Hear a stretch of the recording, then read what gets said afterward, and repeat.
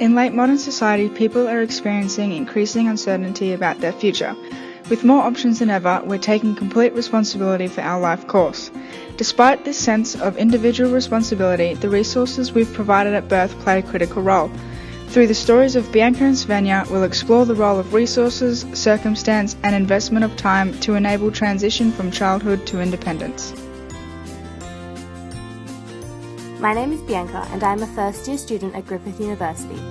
I grew up in Brisbane with my mum, dad, sister and brother.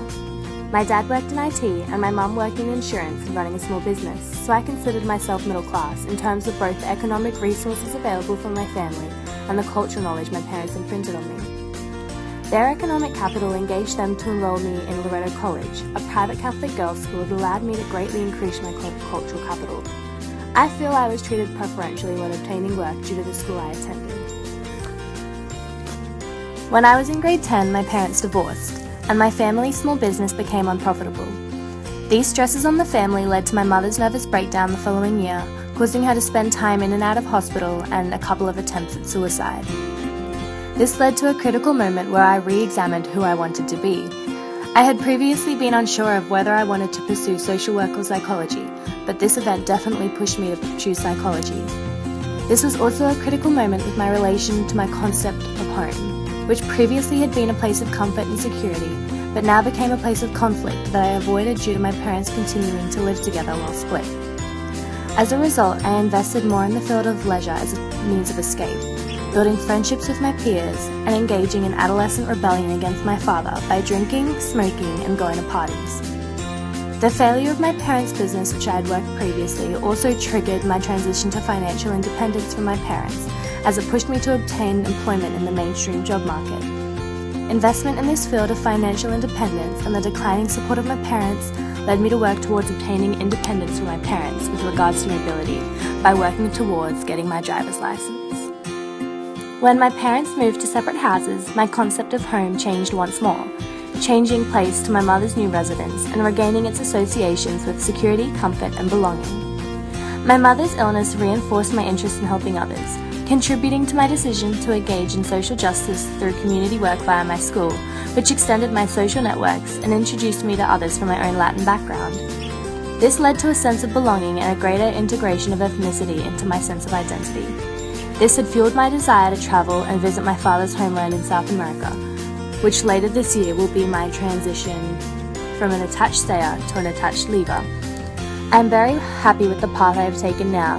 I have made lots of new friends at Griffith and I'm enjoying the newfound freedom and flexibility of university, combined with my own money and physical mobility that I got with my license. My name is Svenja Vogel and I'm an exchange student studying communication science. I grew up with my brother and parents in a small town 20 minutes from my state's capital city. My parents ran a pharmacy and both were tertiary educated. My parents were very supportive and as a result of my solidarity with them, I inherited their values regarding education. They knew that it was important for me to have my own experiences and learn from my own mistakes, which ended up being critical to my choice of degree. During secondary school, I engaged in processes that are part of the reflexive project of self in adolescence. This involves thinking about who I wanted to be, experimenting with the identities I thought up, and finding ways to make them real.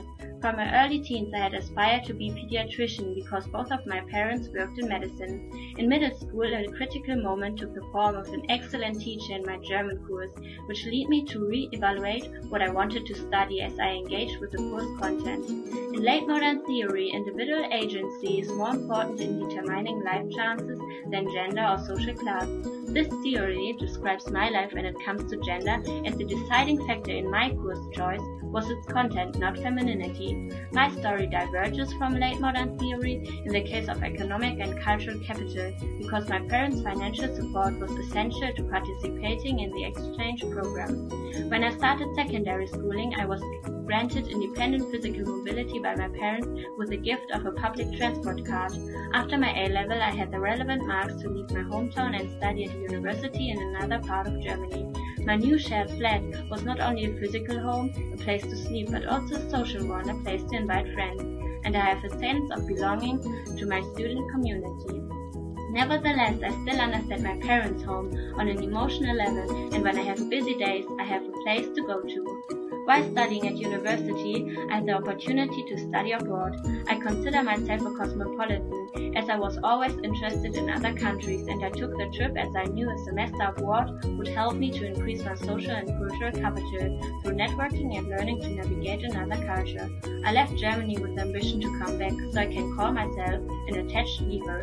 It was not only my parents with their economic support, but also my own agency and use of my resources in the form of cultural and social capital that brought me here.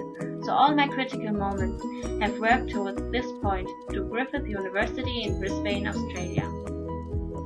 Bianca and Svenja's biographies show many contrasts, with the critical moment deciding Svenja's area of study being positive, yet changing her mind, and Bianca's being distressing, yet solidifying her decision to pursue psychology. Svenja and Bianca's parents' roles in mobility also contrast, with Svenja's parents encouraging and subsidizing her travel, and Bianca's obstructing her plans. This use of different resources and responses to very different experiences have led to the surprising result of transition to similar adulthoods. Both are independent, tertiary educated women on a track to a professional career with cosmopolitan identities.